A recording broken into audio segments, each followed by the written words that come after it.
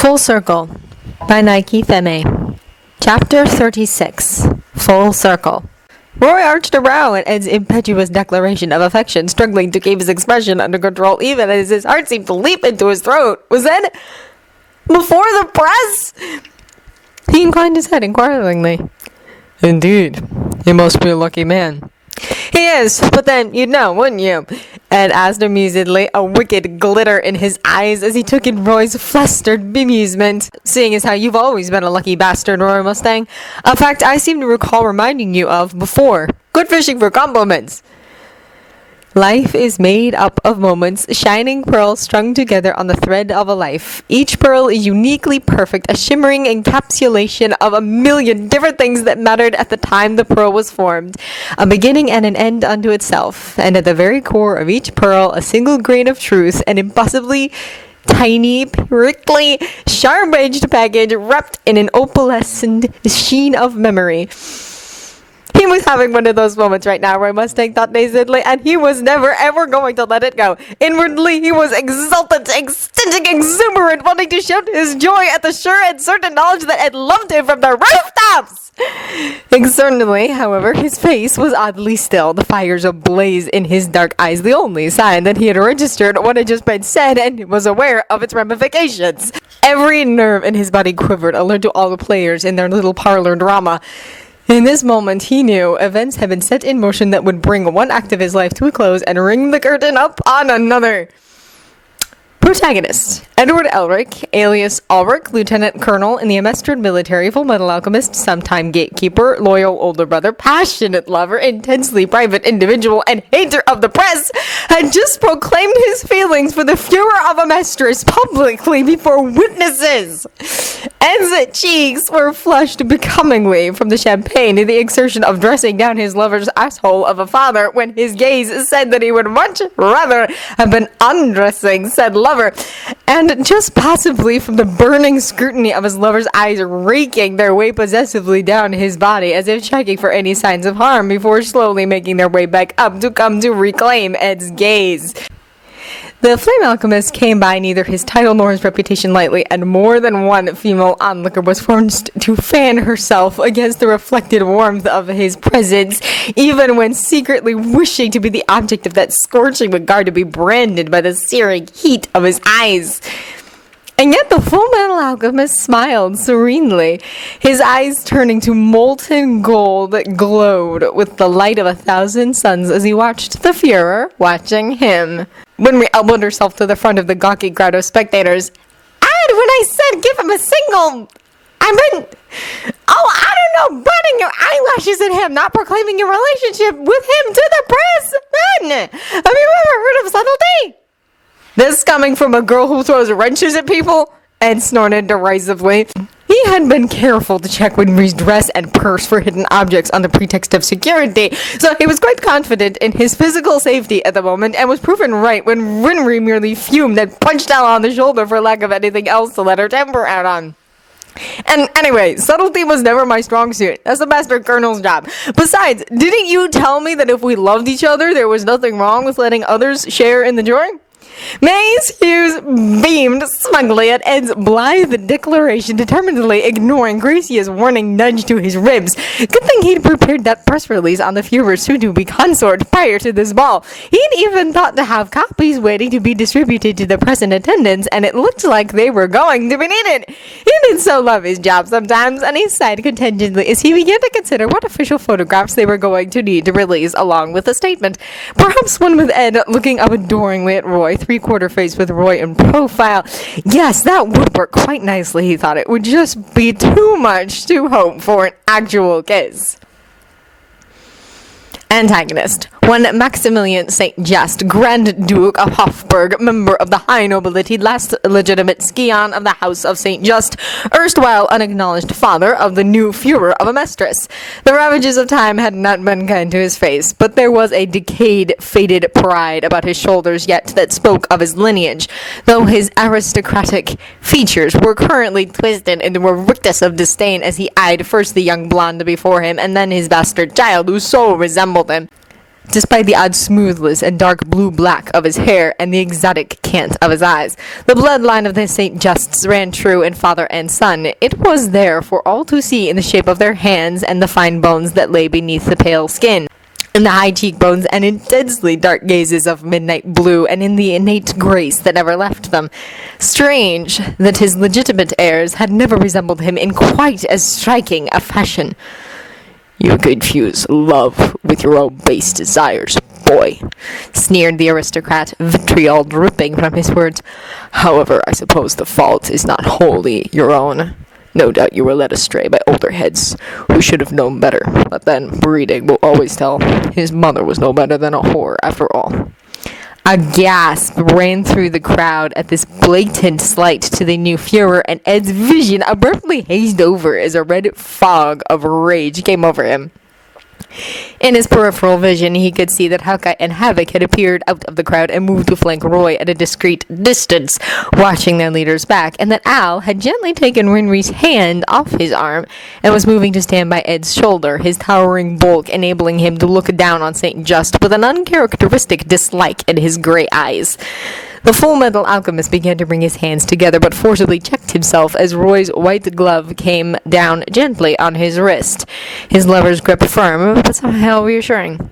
The bright swirl of movement near the front of the crowd drew his attention, and Ed bit his lip as he met Ling's startlingly wise gaze, the prince shaking his head almost imperceptibly until the alchemist nodded reluctantly. He knew it was necessary that a son should be seen to deal with his father himself, but he didn't have to like it. Better a whore with honor than a cad without. Roy's drawl was studiously neutral, and yet the words fell heavy into the tense gulf between the two men who were so alike, and yet so different. The former takes not advantage of the vulnerable except by their own desires. The latter inflicts naught but hurt on the weak. His father hissed, "How dare you speak to me in that manner?" "I was but making a general comment, Grand Duke. Honor is, after all, that noblest of traits, by which the humble may be acclaimed, and without which the mighty are but petty knaves. However, if one believes the shoe fits..." Ed blinked at the arch formality of Roy's language, so unlike his usual easy courtesy, but the intent look on Ling's face explained much. This was evidently a battle of a sort being fought in the high-flown language of the aristocracy, many of whom were gathered round and listening closely. While this was not his area of expertise, it was undoubtedly something that Ling would be very familiar with, and the alchemist was heartened by Ling's apparent approval of Roy's approach. Gatekeeper or no, Ed much preferred a direct approach to problems, so though he had every confidence in his lover, it never hurt to have an expert opinion on the subject, especially since this level of verbal fencing, couched as it was in the polite archaisms of drawing-room language, made his teeth hurt. Ling's eyes were resting thoughtfully on first one man, then the other, as if trying to size up the contenders at a prize fight. Which it was, Ed supposed, in a way. He knew who he was backing, though, and he rubbed his wrist absently, his skin still tingling from where Roy had wrapped his fingers around it, missing the physical contact. "You dare to insult me in so public a forum." The Grand Duke's face was an unpleasant shade of maroon, and his bloodshot eyes darted around wildly. In contrast, the Flame Alchemist held himself in serene stillness, although there was something of the watchful feline about his gracefully relaxed posture, his dark eyes gleaming with sparks of phosphorescence as they caught the light. "I merely put forward the predicate. It is you who choose to accept it." And a murmur of assent swept through the crowd. The old man glared furiously as many of the nobles in the crowd pursed their lips and nodded. He knew he was losing ground, though he couldn't quite put his finger on why. "Do not presume to educate me on rhetoric, boy. Might I remind you that it was at my pleasure that you received your first teachings in it. I housed you, fed you, clothed you, and educated you. I received naught but grief in return. You owe me everything. You owe me your life." "I am no boy, Grand Duke." And for the first time, the younger man allowed a touch of frost to enter his voice, dusting upon his words like the fine powder of the first snow. "Indeed, if a man is reckoned by the sum of his achievements, my hoary years would put your fresh-faced youth to shame. And if we were settling household accounts, let us not forget that I paid for your charity in blood and beatings taken for your heirs, and that I relieved you of the burden of my care as soon as was tenable. If there are debts outstanding in my name, they are to my country, for allowing me to serve her, and to my fellow citizens, for permitting one of my humble origins to lead them." A sharp intake of breath ran around the room at the casual allusion to what was considered a barbarous practice, and at the confirmation that the Grand Duke St. Just had permitted it under his own roof. Women gasped and covered their whispers behind fans, while men cleared their throats and shuffled their feet awkwardly. Ed glanced over at what he was coming to think of as the Ling barometer, and was reassured by the faint smile on the prince's face as he admired the adroitness with which Mustang had aired St. Just's dirty laundry, while simultaneously playing on the audience's sense of pride in their own magnanimity and patriotism. The old man's wrinkled lips thinned. "And what of Reginald? His death is upon your head, and his blood is on your hands. He would not have been at the front line were it not for his misguided concern over your worthless life." In the crowd, Maze Hughes stiffened, cursing the Grand Duke for stooping so low as to use Reggie against the brother who had loved him so dearly. The big man began to shoulder his way towards his friend, wanting to be there for Roy as he had been back in Ishbal. A firm hand on his sleeve stopped him, however, and he turned in surprise to see Gracia shaking her head at him as she gestured discreetly with her chin. He followed her gaze to where it settled on the Full Metal Alchemist. He looked back at his wife, confused for a moment, and then as Ed moved fractionally closer to Roy and was greeted with a faint smile of gratitude. Understanding dawned, and a wistful smile softened the granite set of his jaw. He might still be Roy's best friend, but no longer would the task of comforting Roy and holding away the nightmares fall to him. But that was all right, he thought. All right. Roy was in good hands. Roy took a deep breath, amazed that he was still apparently in control of himself. "Reginald St. Just died a martyr for a cause he believed was just. It is in his memory, and that of all our dead, that I intend to rebuild Amestris and usher in an era of peace and solidarity with our neighbors. He was a doctor who believed in the sanctity of life, and gave me a reason to believe in the value of my own. A good and honorable man, my friend, and my brother, and not a day goes by when I do not mourn his loss." Ed's eyes burned fiercely at Roy's words, and he finally gave up on fighting the urge to slip his hand into his lover's, entwining his fingers with Roy's and squeezing, trying to convey through the warm pressure of his hand even a fraction of the love and pride he felt at that moment. St. Just's eyes followed the motion, and his lip curled in disgust. "Do not besmirch the name of my son by speaking it while carrying on with your newest pet." "Enough." The single word fell like a hammer upon the ears, and such was the force and authority compressed into it that all who listened were suddenly reminded that the man who spoke was not merely a soldier or an alchemist or even the illegitimate son of one of their oldest noble houses, but the Führer of Amestris. Roy Mustang's face was severe and cold, and though a chilling smirk played about his lips, it did not reach the burning coals of his eyes. "I have indulged your petty grievances long enough, Grand Duke. I have answered your accusations, and I have allowed you considerable latitude in light of our relationship. But you forget yourself, and you forget to whom it is you speak. Might I remind you that speaking thus against the Führer before so many witnesses might be construed as an act of sedition?" The old man's eyes darted around the crowd, seeking support and finding none, not even among those of the aristocracy.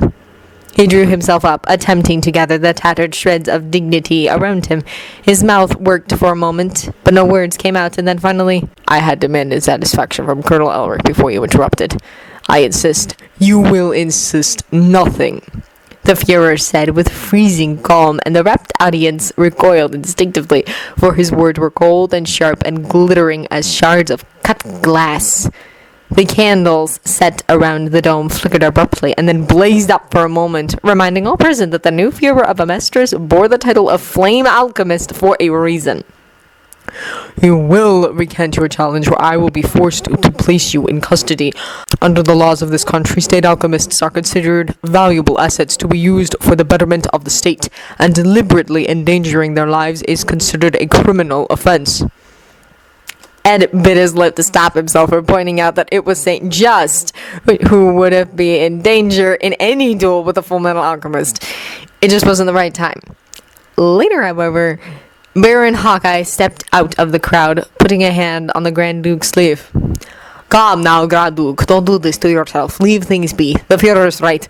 I do not need your pity, Baron. See the other. You have never had it, Grand Duke, rebuked the Baron. Any shame you feel is entirely a product of your own actions. However, as a fellow noble, it is my responsibility to prevent you from further embarrassing yourself and your house. Go to hell. The Baron pressed his lips tightly together, red-brown eyes narrowing, and for a moment Ed could see a clear resemblance between father and daughter. The man's hand twitched, as if itching to reach for a gun. It is a new world, Saint Just, one which your son will lead, and from all that I have seen and heard, he is a most impressive young man, intelligent, driven, charismatic, and well-respected. Everything you would expect from one descended from the line of the Saint Justs. Can you not find some measure of pride and peace in that? The thought that things might have been different had Roy Mustang been given the name of Saint Just was all the louder for being left unsaid. He is no son of mine. Into the rift of silence torn by the viciousness of those words came a nervous giggle that was quickly suppressed. The Grand Duke looked about him with the confused, roomy eyes of an old man, abruptly realizing that they were surrounded by members of the press bearing witness to his humiliation. He suddenly looked very frail and very small and very tired, Ed thought, and was surprised to find that he actually pitied the old man for his stubborn refusal to see that it was his own pride that had brought him to this state. In contrast, Roy's eyes were dark with old pain, his face bleak as his father repudiated him once again. There was a stillness in the air as everyone waited with bated breath for the Führer's response. That may be so, Roy said finally. His voice was soft and almost sad. But you have always been my father. I am sorry. Would that things had been different. Fuck you. The old man's voice cracked. The dark mirrors of the Führer's eyes glistened faintly as he turned away, but the mask of the ruler of Amestris was once again firmly in place. You're confused, Grand Duke. That was my mother. I am hardly as easy a mark, and surely there are some things that even a man like you must consider taboo. He nodded at a couple of members of his security detail who were hovering at a discreet distance. Escort the Grand Duke out, please. I think he's quite finished for the evening. Surprisingly enough, Maximilian St. Just did not resist, and Roy did not watch him go, though his grip tightened painfully about Ed's hand as the click of the Grand Duke's boot heels faded into the distance. And then, as abruptly as if someone had turned up the dial on a radio, a painful hubbub arose around them as people began talking excitedly about the scandal they had just witnessed, and the press began mobbing everyone and anyone for quotes and views. In the tumult, Roy suddenly realized that Ed had disappeared, his hand tingling with residual warmth, and that it was Alphonse Elric who was steering him through the crowd, using his bulk to shoulder aside the more persistent, even as Hawkeye and Havoc watched his back and his security detail drew up protectively around him. He could see Maze already holding an impromptu diversionary press conference of a sort off to the side, drawing attention away from Roy, which he was grateful for. But all he could think of was Ed and how much he wanted him here, and where the hell was he? Once again, Alphonse appeared to moonlight as a mind reader of sorts, because he turned and smiled at Roy reassuringly. "Brother will be right back, sir. He's just tying up some loose ends. Over there!" And Roy turned his head in the direction Al was indicating. He saw Ed speaking quietly but heatedly to Grand Duke St. Just, and as they swept by, the Full Metal Alchemist said with fierce intensity, "And if you come near him again, if you say anything against him again, hell, if I even hear about you so much as thinking about breathing on him again, I will find you and I will hurt you in a permanent sort of way. Are we quite clear on that, St. Just?" The blind alchemist nodded at the guards flanking the Grand Duke without waiting for an answer. They snapped to and hustled the object of his ire off towards the exit, and Ed watched them go, an unreadable expression on his face before he turned and met Roy's gaze. A fleeting look of surprise rose in Ed's golden eyes, and then he was jogging across the floor to meet them, the hesitant moue on his face making him look strangely vulnerable as he came to a stop in front of Roy. The others moved aside tactfully to give the two some privacy, and Roy found himself charmed by the sudden awkwardness on Ed's face as the immediate crisis melted away, leaving him looking as lost as Roy had felt moments ago. "Hey, bastard," shrugged the younger man finally. "Are you, okay?" His hand made an abortive gesture to reach for Roy's, then fell back, the smallest of motions, as if its owner were unsure of its welcome. Roy stared blankly at him for a moment. "Okay?" In the space of a mere half-hour, he had had the Full Metal Alchemist proclaim publicly his love for the Fuhrer, been publicly repudiated by his father, and even though the old man never had acknowledged him as son, it still stung, and been forced to assert his authority as Fuhrer publicly over the man. His private life was being hung out for all to see, and he was being asked if he was okay. And then Ed bit his lip, and his hand moved again, and this time it sought out its unresisting counterpart and laced its fingers through Roy's. Its warm grip was solid and reassuring, even through the gloves they were both wearing, and yet somehow hopeful and needy. And as if of its own accord, Roy felt his thumb brushing gently over the other man's palm, a repetitive stroke that somehow soothed and calmed. Ed offered up a tremulous smile, seemingly fully aware of the magnitude of what had just happened, and in his eyes Roy saw love and acceptance and determination and concern and hope. He took a deep breath and returned the smile, basking in the brilliance of Ed's responsive glow. I am now. The dancing had started up again at some point. It was, after all, a ball, first and foremost, though Roy could not have said precisely when. Winry had rejoined them at some point and was now hanging off Al's arm, smiling mischievously at the Flame and Full Metal Alchemist as she asked, "Well, now that that's all sorted, which one of you is going to ask the other to dance?" Ed blushed, but managed to summon up a glare. "Winry!" No, Full Metal. Roy interrupted with a familiar smirk. She has a point. This is a ball, after all. Would you do me the honor of granting me this dance? Al grinned. "You know, brother, the press can't exactly mob you on the dance floor. It is a serious breach of etiquette." He trailed off meaningfully. "Go on, boss!" Havoc chimed in cheerfully, having long since given up any pretense of not eavesdropping. "You know, you've just been waiting for an excuse to hug Mustang all day. And Brigadier Hughes ain't gonna hold off the press much longer, even if he pulls out a photo album of Alicia." Especially if he pulls out a photo album of Alicia, muttered Roy sotto. Captain, does the phrase, "I'll transmute you inside out and into next week," ring any bells? Snarled the Full Metal Alchemist. Ava grinned and wrapped an arm a little more firmly around Riza. "You wouldn't. Oh, in front of Riza." "I would never stand in the way of a superior officer," Riza Hawkeye intoned severely with a barest hint of a twinkle in her auburn eyes. "See you in a week, Jean." Her boat yelped as Ed began to advance meaningfully on him, but was stopped in his tracks as Roy asked softly, "Edwin, did you mean what you said back there?" A pause, a space between heartbeats, a lifetime in a moment. "Yeah. Damn it, bastard! Why do you keep making me repeat myself?" "Then dance with me." All eyes were on the Fuhrer and his consort as they promenaded gracefully out into the center of the dance floor. The crowd gathered around the edges, making way for the handsome couple as the singer softly slipped into the strains of a popular romantic piece. Members of the Fuhrer's inner circle followed their leader in short order. The earth-moving alchemist and his vivacious wife, Brigadier General Hughes and his wife, ever the epitome of graciousness, and Major Hawkeye and her escort, Captain Havoc. The couples began to disperse on the floor, joining the other dancers until the only ones left standing still were the Flame and Full Metal Alchemists.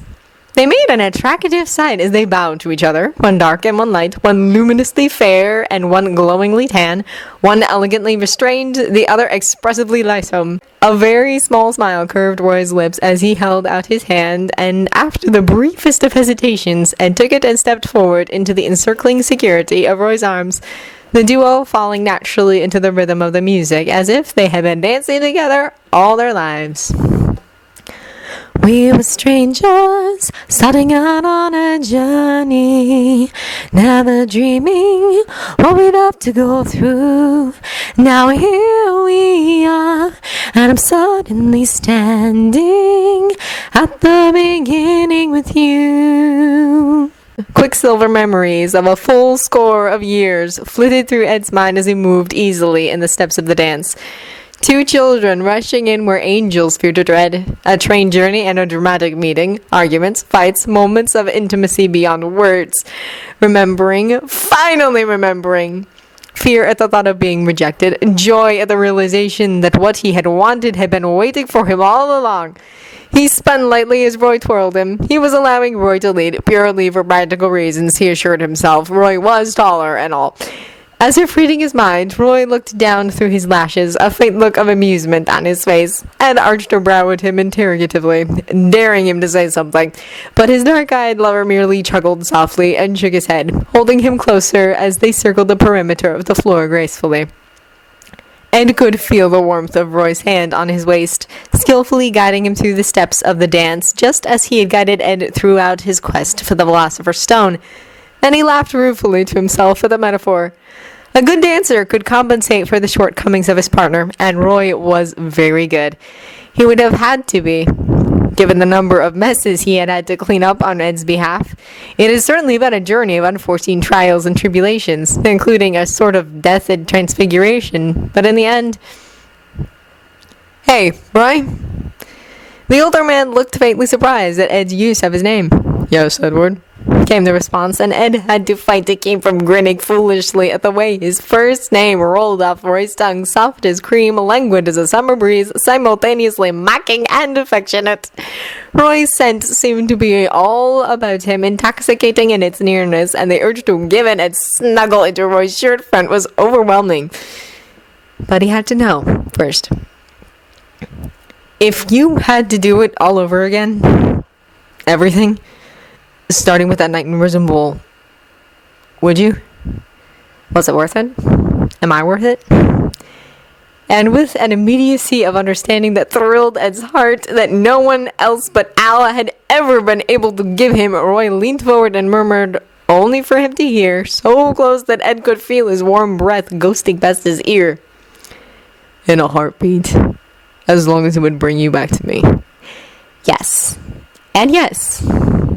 No one told me I was going to find you. Unexpected what you did to my heart. When I lost hope, you were there to remind me this is a start. Roy smiled at the adorably stunned look on the stunning, blushing blonde in his arms. While he had held many blondes in his arms before, he could say with a certainty that almost frightened him that this was the last one he would ever hold, and the first one he was going to keep captive.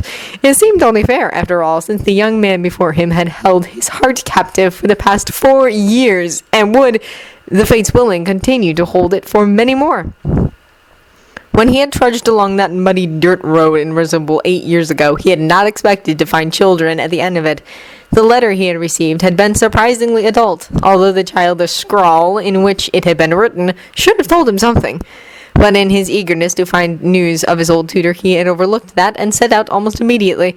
And as it turned out, he had never found Hohenheim Elric. But in the end, he had found so much more. A brilliant child prodigy who had dared the unspeakable and paid for it, and yet survived. A child whose Auric eyes blazed with life and passion and a will that matched his own.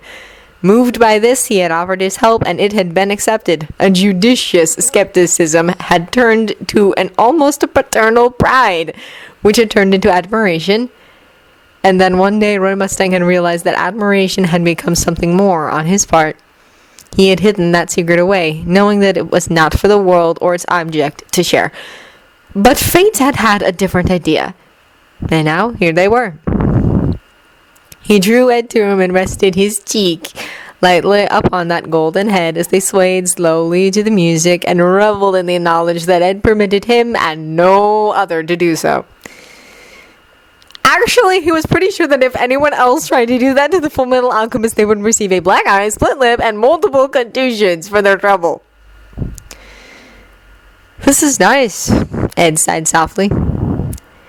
Peaceful. Don't want it to end. I mean, I know it has to, but It's not an end. Roy corrected gently. It's a beginning. You'll see. We're only just getting started.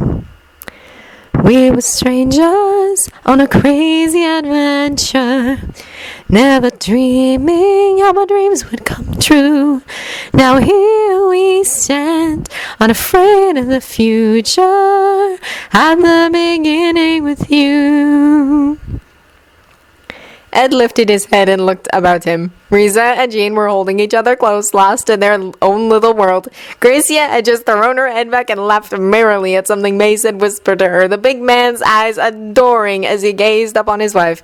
And then there was Winry being spun easily by Al, the latter grown taller than his brother. Grown to be a man, and Ed felt his eyes burning with unshed tears as he looked upon the fulfillment of his life's greatest goal to restore his brother's body. He had never really dared to dream for more, and yet he had hoped that someday, somewhere, someone would look at him at the way that his brother and his best friends looked at each other. Having that person be Roy was not something he had planned in his crazy life, but he couldn't think of anyone else he would rather have it be. Ellie was turning into a sap. This was very disturbing, and definitely all the bastard Colonel's fault. He get him back for that.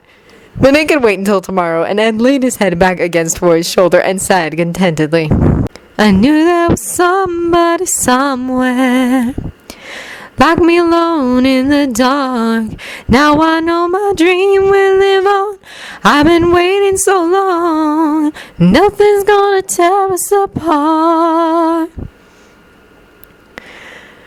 Roy followed his lover's gaze to the tall figure of Alphonse Elric and saw the telltale glistening in Ed's eyes, though he tactfully said nothing, allowing Ed his privacy. Couples continued to sweep around them on the dance floor, but they were careful to leave the Führer and his partner a wide berth. Ambassador Ling Yao passed by and dipped his head briefly in acknowledgement, and the respect in the gesture shocked Roy's mind into a heightened state of awareness. The new ruler of Amestris blinked as the thought suddenly sank in. Führer!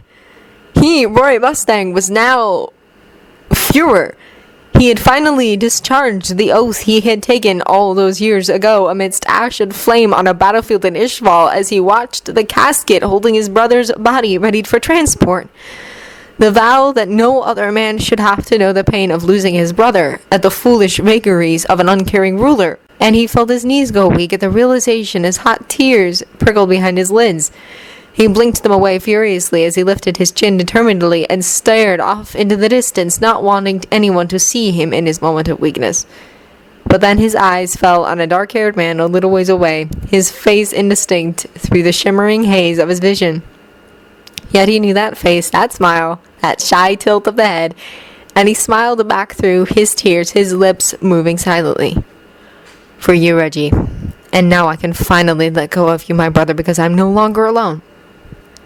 Goodbye. And the man nodded affectionately back, even as his face resolved into that of Maze Hughes, smiling understandingly at his dearest friend, knowing that Roy had finally made peace with his ghosts, accepting that while he had initially been a replacement of sorts for Reggie, he and Roy had managed to forge their own brotherhood independent of Reginald St. Chest's shadow. The flame alchemist looked back down at the golden head that rested so trustingly against him, breathing in the scent of sunlight and heated steel. No, he was no longer alone. The darkness was past them, and he was going to keep it that way, thank you very much. Life is a road and I want to keep going. Love is a river, I want to keep flowing. Life is a road, now and forever, wonderful journey. Edward, Yep. will you come home to stay now? I promised, didn't I? And it really is all over now. So yes, your house is nicer than the dorms anyway. I love you, you know. Do you know, I believe that's the first time you've ever said that to me. I wanted to wait until it would be the beginning of something and not another farewell. Idiot, paranoid bastard, Colonel. But anyway, I love you too. Now shut up and kiss me. I'll be there when the world stops turning. I'll be there when the storm is through. In the end, I wanna be standing at the beginning with you. End of Full Circle by Nike Feme. If you enjoyed this recording or the content, feel free to leave a comment below or a review at the original story from the link in the descriptions. Thank you for listening.